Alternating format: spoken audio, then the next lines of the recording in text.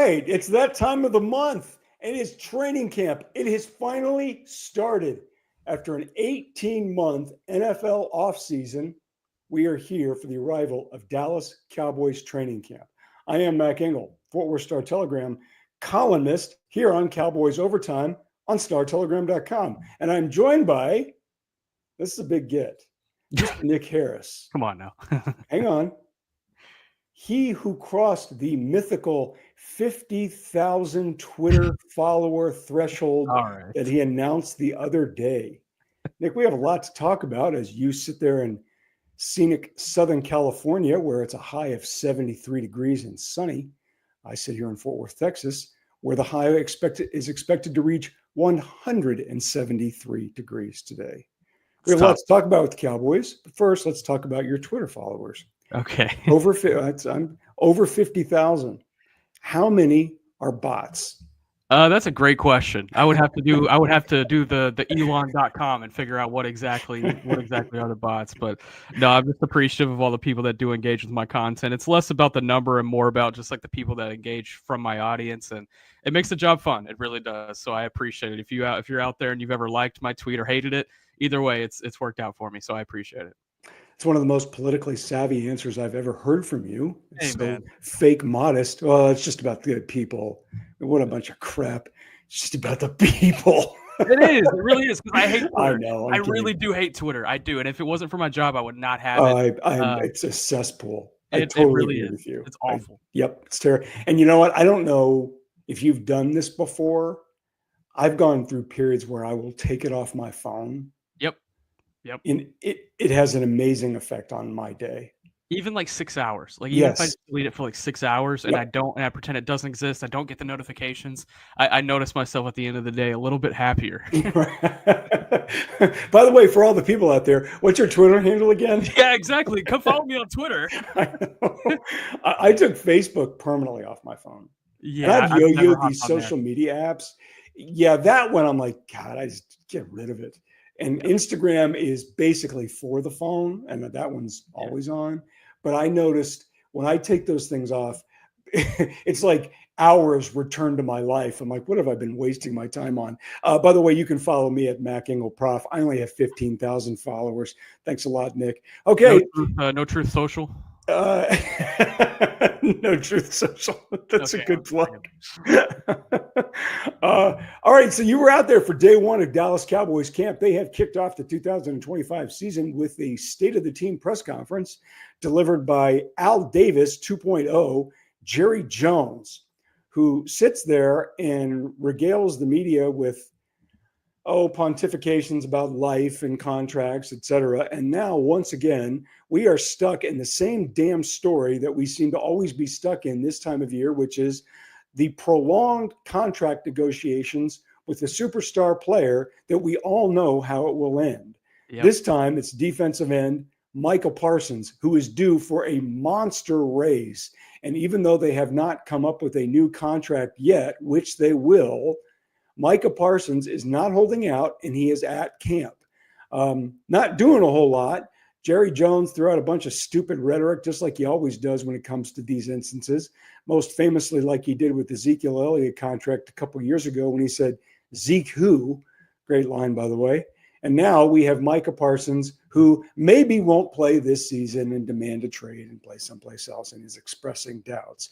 Nick, I hate this story because we know how it ultimately is going to end. Yeah. Give us where we are with the Micah Parsons latest on his contract negotiations. Yeah, you're right. In the beginning of that monologue there, you were mentioning how we've always find ourselves in this situation. I feel like every single year. 2 years ago it was Zach Martin. Last year it was Dak and CD. This time around it's Micah Parsons. Next year it's going to be Tyler Smith and maybe even Deron Bland. I mean, there's going to be a lot of these as time goes on. And he was probably asked roughly 15 questions related to the Micah Parsons contract in that opening presser talking about Jerry Jones. And I cannot say that he gave one good answer for why it's not been done. And it's shocking because we call back to the beginning of the offseason, Mac, and we were talking on this show. You asked me, hey, do you feel like this gets done? I'm like, yeah, I think this gets done before camp. These two sides are already ahead of where CD and Dak were last year. as far as communicating. And, I think this gets across the finish line and the dog days of the offseason. That way we can just focus on football when we get out to Oxnard. Fool me. Egg on my face. Now we look I think I took the over on that one, didn't I? I wouldn't have been surprised. Yeah, I That think I seems like a did. topic you would take the over Yeah, on. for That sure. definitely does. I'll just let you have it. But nevertheless, I mean, you look back to the offseason, they met at the Cotton Bowl. They spent hours at the Cotton Bowl that night talking through things. Micah Parsons and Jerry Jones sat down and kind of hammered out some rough details of a deal back in, this was probably March, April. I believe it was March. And then he goes to owners' meetings and he says, yeah, I don't even know the agent's name. And since then, that has been the biggest holdup in the entire ordeal because He doesn't know who he is. Jerry Jones refuses to negotiate with the agent. And I wonder if it's a situation where Jerry is like, hey, if I just hold out long enough on this and not talk to anybody, Michael will come back to me and he'll get the deal done that we were already talking about. And kind of, the loose frame of that deal probably includes a 5-year contract. And, Jerry does like the extended timeline so he can push some money out and have those void years on the back end as well, and work it with incentives instead of guaranteed money. There's a lot of things that Jerry Jones likes to do in that sense, and maybe that was part of the deal that him and Micah initially etched out. But it's going to have to take David Mulugeta getting across the finish line. And Micah Parsons did say that Mulugeta has reached out to the front office and he has not heard back with an offer. He said, quote, that he has been talking to the little in-betweeners, which that would include Adam Pacifica, who manages the salary cap in the Cowboys front office. And I would assume Todd Williams as well, although he did not mention Todd by name, but he mentioned Adam by name. I think, for the first time in these negotiations, Micah expressed doubt that it actually does get done. He said, if this is the end, this is the end, and I'm still going to be here. I'm still going to play, but it's going to take one grown man calling us back to get it done. And so definitely some shots being fired from Micah Parsons' standpoint of things. But if you ask me, Mac, I still think it gets done. When? I don't know anymore. I'm tired of putting a timeline on it at this point, just because I expected it to be done by now. And it's really in the hands of Jerry Jones, at least from what we hear from both sides. I don't think this is one side telling us one thing and another side telling us another thing. I think this is truly Jerry holding out and hoping that he gets the deal that he initially etched out with Micah instead of having the agent come in and kind of fool him around. Well, the part that the part that you said that was a lot of good information. And the part that really interested me is that Jerry is trying to negotiate with the player himself. And, he's done that before. Terrence Newman comes to mind. Certainly Greg Ellis comes to mind. But these guys hire agents for a reason, to make sure that they're protected. And the part that I find frustrating is that unlike the NBA, certainly Major League Baseball, Nick, there's really not a lot of mystery in these second contracts for top tier players. There's just not. The NFL has gone out of its way to slot these contracts through ruthless collective bargaining negotiations on the collective bargaining deals with players. There's just not. It doesn't. There's a 3% increase. There's a 5%, whatever. It's pretty standard. So, like Dak Prescott said last season, the day he signed the contract, they go out and they beat the Browns. And then I'm pretty sure you were there, and he was asked about it, and he said it was just my turn about being the highest paid player and the highest paid quarterback. And it was like it was my time. And to me, when I look at Micah Parsons in relation to other top tier players in the front seven, talking defensive linemen or linebackers who got big contracts, it's his turn. Yeah. Myles Garrett got his deal, however many years, however many billions of dollars. The Steelers, notoriously reluctant to give out big monster contracts, just did it with TJ Watt. So now the Cowboys decided to do what they always do, which is, we'll do it when we want to do it. That's just the way they're going to do it. However much logic, even Stephen Jones sitting there saying, yes, we probably should have done these things earlier. They don't, because they don't have to, because they're going to go out and have fun in the off seasons. It's their right. They're going to do it. So on this one, Micah Parsons, he's up. So the part that's baffling to me is, okay, what are we really talking about here? Yeah. All of these things, the precedents have been set. All of the slots are there. You waited to be third in line as opposed to first in line this offseason with Micah. what are we doing here? This just sounds like all posturing and drama mama rhetoric for us to sit here and to talk about something on July 24th when we all know how this is going to end. Yeah, and I'm with you, Mac. I think with both sides know how this is going to end. Both sides want Micah Parsons in Dallas for the long term. And that alone, you think could be enough to get this thing across the finish line, but it's not. And, maybe it is a way for, them to stay on the headlines over the course of these next few weeks and, keep the iron hot. But I think, again, this gets done hopefully before the season starts, so I don't have to worry about it during the season. But I think overall this is still something that gets done because both sides want it to happen. It's just going to take Jerry standing up and finally doing it one day. So, in regards to players and contracts, certainly you mentioned one. We've talked about this one, and this one's a little different. This is one that I did not see coming the way it has evolved this offseason, and that is specifically with cornerback Trevon Diggs. Yeah.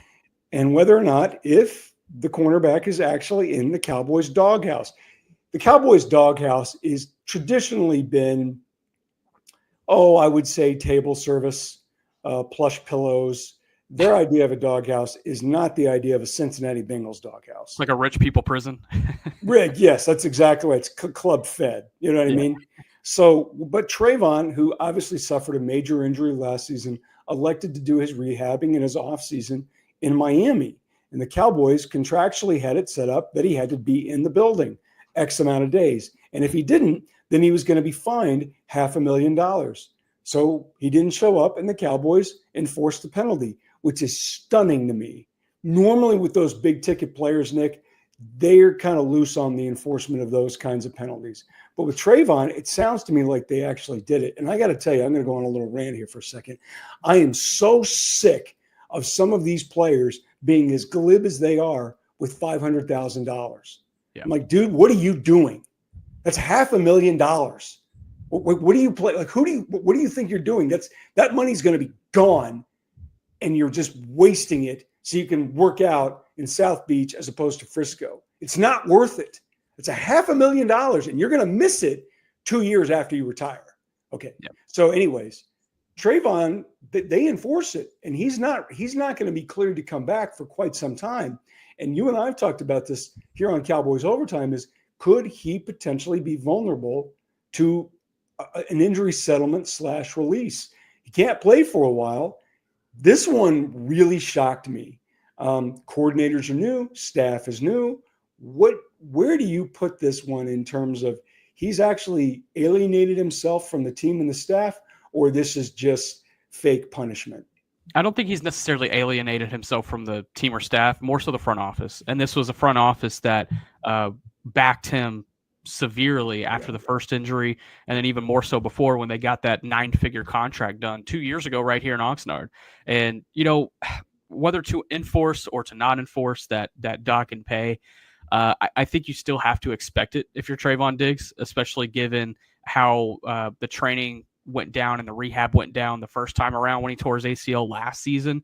And this time around, he had to expect that he was not going to get that money back. He has to be present for 84% of offseason activities. He was not. It's not an uncommon clause. Dak Prescott, Osa Digizua, CeeDee Lamb, they all have it in their contracts. And they were all here for 84% or at least 84% of offseason activities. Diggs was not. I was able to ask him, I said, were you surprised by that? He said, yeah, I was. It kind of hurt my feelings. And so I think overall there's some tension for sure between the front office and Diggs. Jerry Jones brought up Trevon Diggs unprompted in the opening presser before he was asked about it again. And it does not sound like the front office is pleased with Diggs at this point in time. But, I think this is trending towards a situation where if he comes back this season and he's not 100% and he, maybe gets hurt again, we're trending towards a situation where next offseason, I think these two sides split ways. But he's signed through 2028. But there is an out in his contract next year. If they were to designate him as a post-June 1 release, they would only take about $2.5 million in dead cap over these next 2 seasons, and they would save $15 million towards the cap. So, that can certainly allow them to go give a little time for some other corners to be able to work into the situation. But overall, it's definitely a weird one. He's in the doghouse, and that leash is short in the doghouse. I'll tell you that. Nick, when's the earliest we can expect to see him on the field? Not practice field, a game. Yeah, and I think the earliest I think you could see him week 1. I think realistic expectation is probably Wow. week 5. I think he probably starts the season on the pup list. That'll give him 4 games that he has to, or he'll start the season on IR. That'll give him 4 games that he will have to sit out, and maybe he comes into the situation in week 5. Okay, so you mentioned cornerbacks, other cornerbacks, and this leads us into our next topic, which is training camp battles in terms of what guys are battling for not only roster spots, but spots high on the depth chart. And specifically, one that really intrigues me is a cornerback the Cowboys traded a 5th and a 7th round pick to the Buffalo Bills to acquire in Kaiir Elam. Now, there's some other guys we're going to talk about here too, but this is an intriguing prospect and a guy that they need. You know, the cornerback position, you mentioned DaRon Bland. Trevon Diggs is iffy for week 1, so you just mentioned week 5. Elam was a guy that was highly thought point. They did give up a 5 and a 7. You think this guy's got some upside. What's his upside? Yeah, whenever he arrived and you look back at his time in Buffalo and you talk to some people in Buffalo, and there's not a lot of confidence whenever he arrived in the building about what he could actually bring. Bills fans were talking about how, you know, he was getting beat by a no-knees Juju Smith-Schuster, and it was tough to see him get a 6th round pick that took his job almost immediately in his same draft class. And Christian Benford, granted, Benford has been a guy that has outplayed his draft stock tremendously, but nevertheless, I mean, Kaiir Elam was a 1st round pick. He had high expectations coming into the league. But, you know, with some of these guys, I think a change of scenery does a lot, and it seems to be doing a lot so far for Kaiir Elam. I want to preface before I start complimenting Kaiir Elam, though, that the pads have not come on yet, and there is a lot that can shake and be determined whenever physicality starts to ramp up. But if I'm looking at the offseason program, I'm looking at OTAs, minicamp, these first 2 days of training camp, Kaiir Elam has been really good, and I think he's been good enough to start at corner, whether Trevon Diggs is in the picture or not. And I think it's a situation where if Trevon Diggs is healthy, I think you could see Trevon Diggs on one side, Kaiir Elam on the other side, and DaRon Bland at nickel. And that's certainly is something that the front office would benefit from with DaRon Bland's contract negotiations coming up. I think if you asked Bland's representation, they would want to get that deal done sooner rather than later, so that, you know, he's not getting paid as a nickel and he's getting paid as an outside corner. But I think Kaiir Elam has played well enough to where you can kind of pencil him in as that CB2/3, depending on Trevon Diggs' health. He's been active. He had an interception on Dak Prescott yesterday in practice.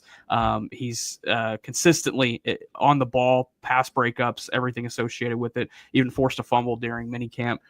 This is a guy who's looked really good early on.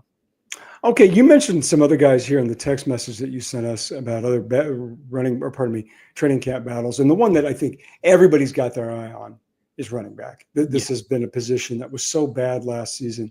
The Ezekiel Elliott thing was a disaster. And now they go out and they do make legitimate acquisitions to address and upgrade the position. They go get Javonte Williams, who'd been in Denver. They get Miles Sanders from Carolina. Then they draft Jaden Blue with the selection from the University of Texas. Javonte Williams brings something, and I don't know enough about Jaden Blue other than the fact that he's really fast.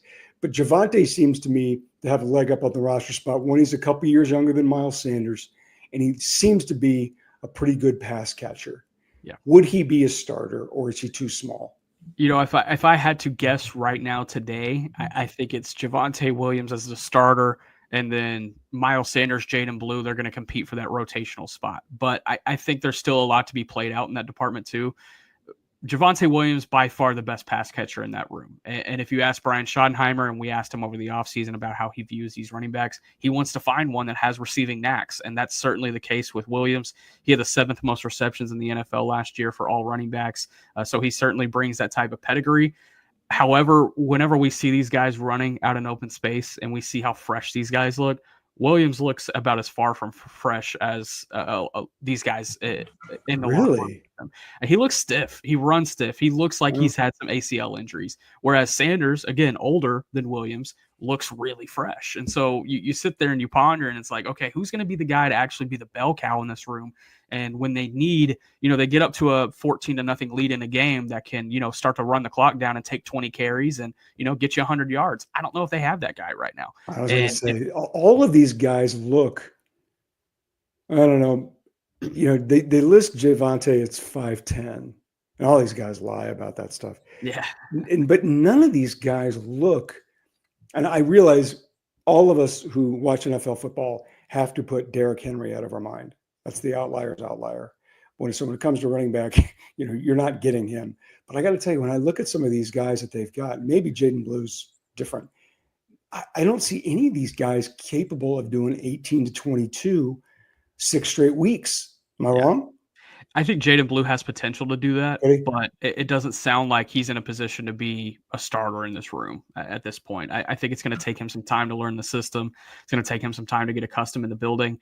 How much of that is pass protection concerns? I wouldn't say I haven't heard a lot when it comes to pass protection on Jaden Blue, just because they are confident in what Javonte Williams brings in that department. Javonte Williams, I would agree, I think is one of the best pass protecting running backs in the league, despite, his kind of narrow size. He's able to really get wide and get in front of these guys. But I think from a Jaden Blue perspective, it would be, outside zone, some receiving capabilities, and then some special teams work. I think that's probably what you're expecting from Jaden Blue in his rookie year. So this is a weird question. Given KaVontae Turpin's spot, and he's going to be on the team, even though he had a recent off the field infraction with a gun possession and driving, 150 miles an hour in a school zone or whatever it was. But KaVontae Turpin, would they move him around in terms of designating him as a receiver or a running back to create a roster spot for somebody else at a different position?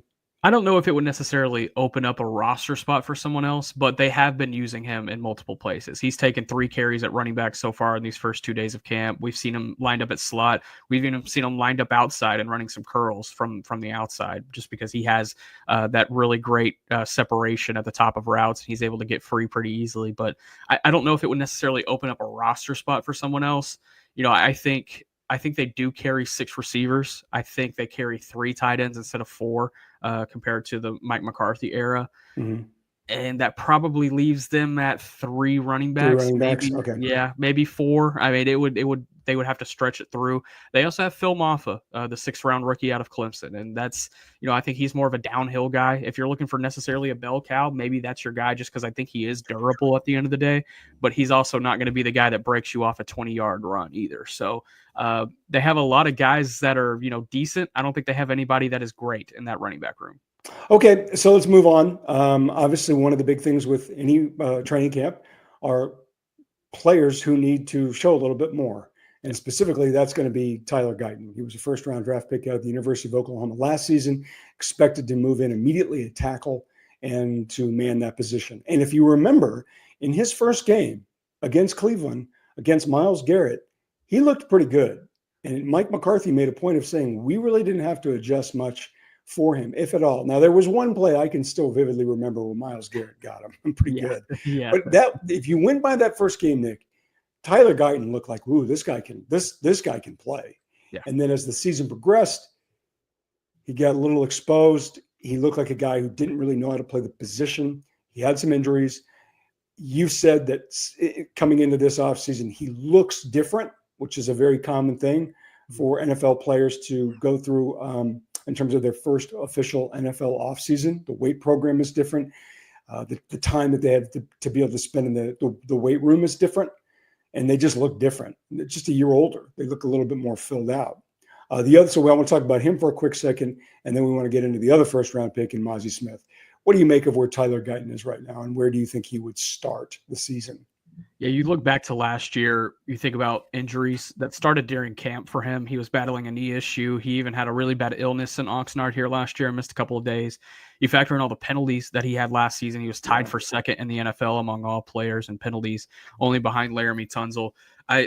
When I've talked to people that helped develop Tyler Guyton, and that's Bill Beatonbow at Oklahoma, the offensive line coach, and even some people at TCU and at Manor High School down in the Austin area. They have all said one common thread when it comes to Tyler Guyton. When his confidence is high, he plays well. When his confidence is low, he plays awful. And so I think there is a kind of a dichotomy there that you have to balance with Tyler Guyton, and you have to increase that confidence and build it and then make sure it's maintained. And I don't know how comfortable you could be hearing that from your starting left tackle, because that's especially given Dak Prescott's health, and you need that guy to step up. But curious exercise here for you, Mac. If you can name one player on the roster to have an all-pro season, any player on the roster, this player will have an all-pro season. Which one do you think would benefit the team would benefit the most from having that kind of performance? Oh, well, we have to – you said excluding Dak Prescott? Yes, yeah. Look, I'll give quarterback. You always got Dak Prescott for sure. Well, that's a really good question. What player on the Cowboys roster would they benefit the most as a team from that guy enjoying an all-pro season? Correct? Yeah. Yes. God, what a good question. Because I'm going through the usual suspects, right? Yeah. I'm thinking Micah Parsons. Okay, that means he's got a 20-sack season and he's a terror. I'm thinking Deron Bland has 10 interceptions or some big number. And maybe CeeDee Lamb goes for 100 catches. I can't say a guard. Yeah. I can't say a guard. I can't say a tight end. I mean, unless it's, just some 115 catch season or something. It's not going to be running back. If you're left, that would be a really interesting study. If you take the all-pro left tackle, the first team all NFL left tackle, and go look to see how the team did, I bet it'd be pretty good. Yeah, which I think last year was Tristan Wirfs for the Tampa Bay Buccaneers. And they were okay. He did get hurt towards the end, but he had a rough game against the Cowboys. I think he still sees. Oh, they were. Oh my God, I still can't believe they won that game. But yeah, that's a great question. I think. Go ahead. No, that's a terrific question. I covered enough pro sports. I remember, Darryl Ray, right? The Dallas Stars color analyst. Yeah. Darryl I was covering the team, and Darryl once was talking to me about hockey, and it applies to every sport. If you are strong up the middle, baseball, hockey, basketball, football, if you are strong up the middle, you're going to have a good team. Yep. So you eliminated Dak. So that's the obvious one. I might take left tackle. It's either Tyler Guyton or Mozzie Smith. I think if you give one of those two guys an all-pro season, I think this team is damn good on the back end because of it. I would go with Mozzie Smith. If you get a damn good, if you get an all-pro performance from an interior defensive tackle, a guy who can just screw everything up from the middle of the defensive line, dude, that's gold. And you look at what Chris Jones did with the Chiefs, Aaron Donald did with the Rams. If you've got that guy, you have really messed up the other team's offense every play. Now, so I would take Mozzie Smith. I mean, that's a pipe dream, but that's what I would take. The pipe dream. But now it is probably more likely that my dog sitting behind me on this bed comes up here and starts talking about Matt Eberflus's Tampa 2 concepts before. Smart dog, dude. I mean, he spends a lot of time around you. He might. Before Mozzie Smith has an all-pro season. But I think Tyler Guyton is at least in that conversation, if not number 2. Just because if you can protect Dak Prescott, I think the rest of the offensive line, you're still going to get a pretty good performance out of them. I don't have any concerns about Tyler Smith. I don't have any concerns about Cooper Beebe. And to be a first-round pick, I don't have any concerns about Tyler Booker. I think he's going to come in and hit the ground running, which he already has. And I have this strange confidence in Terrence Steele going into this season. I think this new coaching staff... Just because of the injury recovery took longer than some other guys? You factor that in, but also I think this new coaching staff, and I've said it on this show before, I think the new coaching staff benefits Terrence Steele more than any single player on this roster. Wow. Whenever you see Clayton Adams, the new offensive coordinator coming from the Arizona Cardinals, he was their offensive line coach. He likes to get these guys out in space. He likes to maximize their run blocking abilities, and I think that's what Terrence Steele does best. There was some conversations I had with some people this past offseason about, where Steele maybe, lacked these last couple of years. And there seemed to be a disconnect between him and the previous offensive line coach, Mike Solari. And there is a connection now between him and current offensive line coach Connor Riley. I think you're going to see an improved Terrence Steele in 2025. If you don't, then I think this team probably moves on next offseason, because all the pieces are in place for Steele to have a good season this year. He's healthy. He's got the coaching. He's got the development in his hand. They're expecting him to take a step forward. So if the offensive line can perform and Tyler Guyton has a strong season, Dak stays healthy and that offense is able to produce. If Tyler Guyton is allowing sacks every which way and giving 17 penalties a season again, then, that's going to hurt Dak Prescott at the end of the day. The thing that concerned me about Tyler Guyton is that he looked like a guy who got away with being an amazing athlete and a big man at the lower level. And you can do that. Yeah. But once you get to the pro, you got to be able to play. And what I saw a guy was technically really didn't know how to do it yet. Now, he was a rookie. He wasn't a bust. And this is where the difference between Mazi Smith and Tyler Guyton. We look at Mazi Smith, look at a huge guy who could athlete his way into being a very, very good high-end major college player, which he was. Now you put that guy who looks great in weight room and against an NFL interior offensive lineman, I'm like, dude, you better be able to know how to play. And I haven't seen anything from him. When I've watched him, I'm like, this guy looks like he just doesn't know how to play. Yeah. And he's gone through it for two. And traditionally, the other thing we've seen with the course of the Cowboys, if that rookie first-round pick struggles with the Cowboys, your predecessor and I talked about this one time, I couldn't think, nor could he, of any rookie who really struggled in his first season, came back and figured it out. They had moments, good and bad, but with Mazi, I haven't seen it yet. They were obviously going to. Pardon? What about Tyron Smith? Oh man, no! That rookie year, he had his moments, but I vividly remember watching him play because they started him on the right side. Yeah, talking about it with our colleague at ESPN.com, Todd Archer, and Todd and I were talking about it early on. We said that guy's going to be pretty good, and he did have his moments, but he also had moments you're like, whoa, this guy can do it, because he was just so gifted athletically, and he figured it out. And with Mazi, I'm not seeing it yet. Because at least with those rookies that I mentioned, specifically Tyron, he showed you something. Now, he also had moments you're like, ooh, that was a little rough. But he also had moments like, wow, this DeMarcus Ware went through the same thing, Terrence Newman, whole bunch of guys. Yeah. With Mazi, I didn't see it. I'm assuming they are at that point with him where, like, if he doesn't show it, and even if he has a bad camp, I could see them cutting him. That's just my own feeling. Where do you think they are on the scale or the pendulum with Mazi? I don't think they're in a position to cut him, unfortunately. I say unfortunately just because I think the quicker they move on from Mazi, the better off that they are. But you think in your mind, you're telling me, dude, this guy's done. I do. And I hate to do that to a player, but I don't see intention. I don't see effort from Mazi Smith. Yeah. We're talking about Mazi Smith in the opening press conference.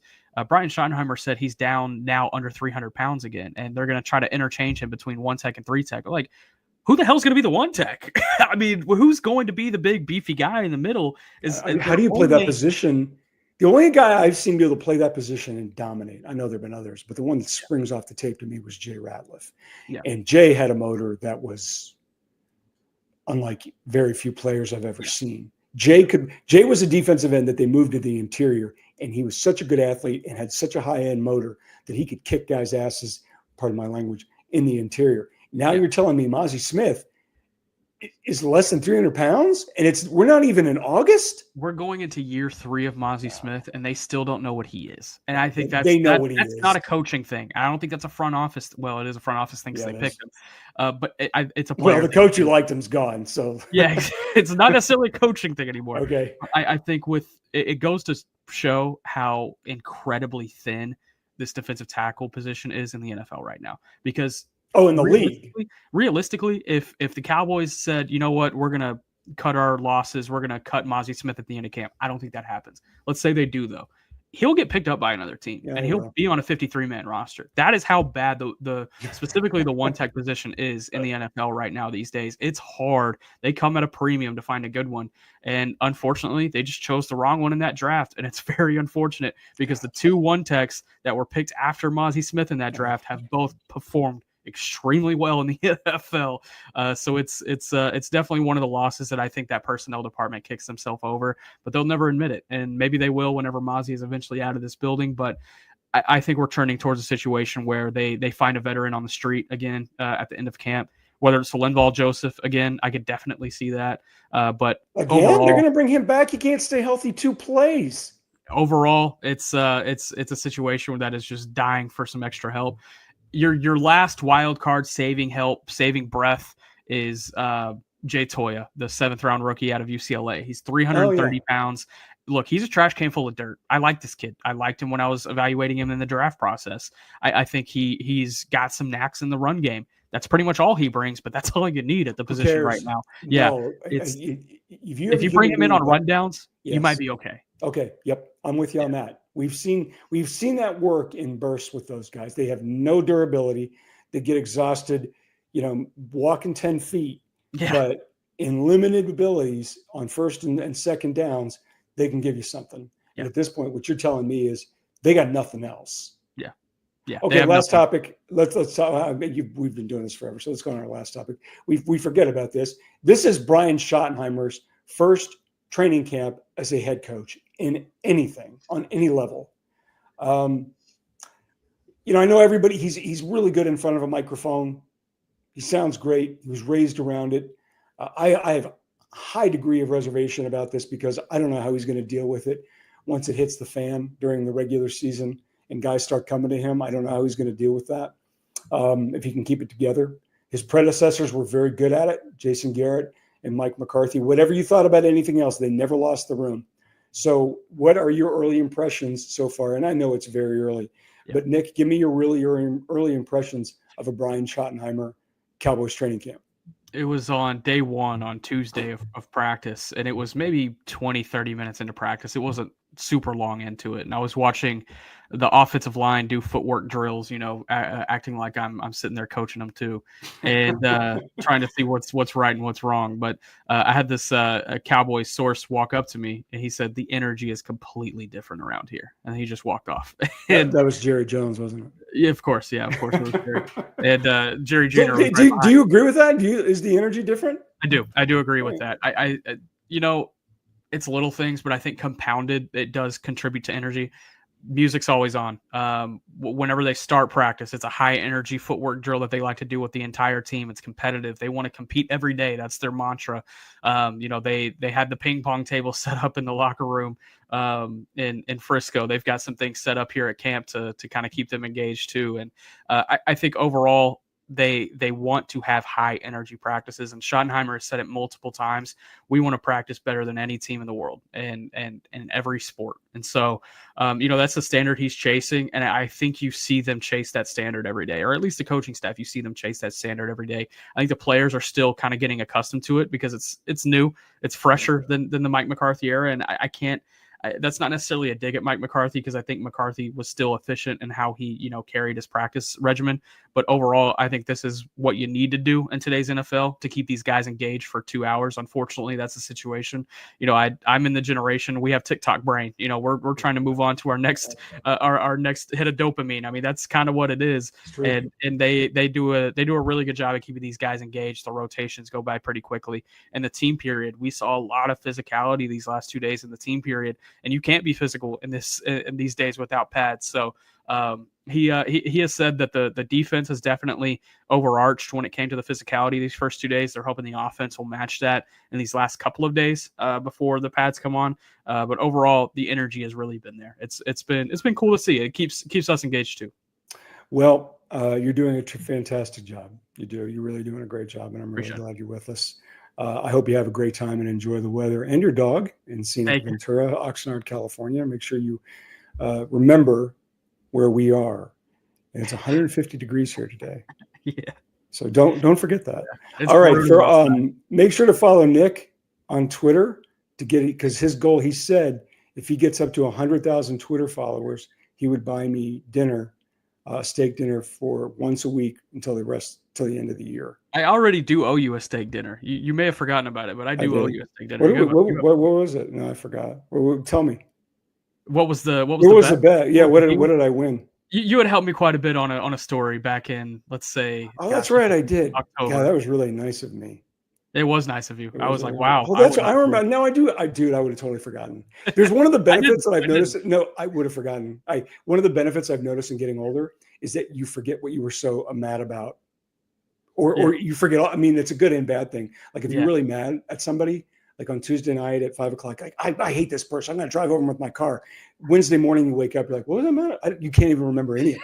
So there's a lot of benefits to it. So, anyways, Candy, thanks to our fearless producer, Candy Bolden, is probably asleep by now. Wake up, Candy. For all of your Cowboys coverage needs from Oxnard, Ventura, please be sure to follow Nick's great work, not just on Twitter, but on StarTelegram.com. He's Nick Harris. Candy Bolden, wake up. I'm Mac Engel. See you next time on Cowboys Overtime.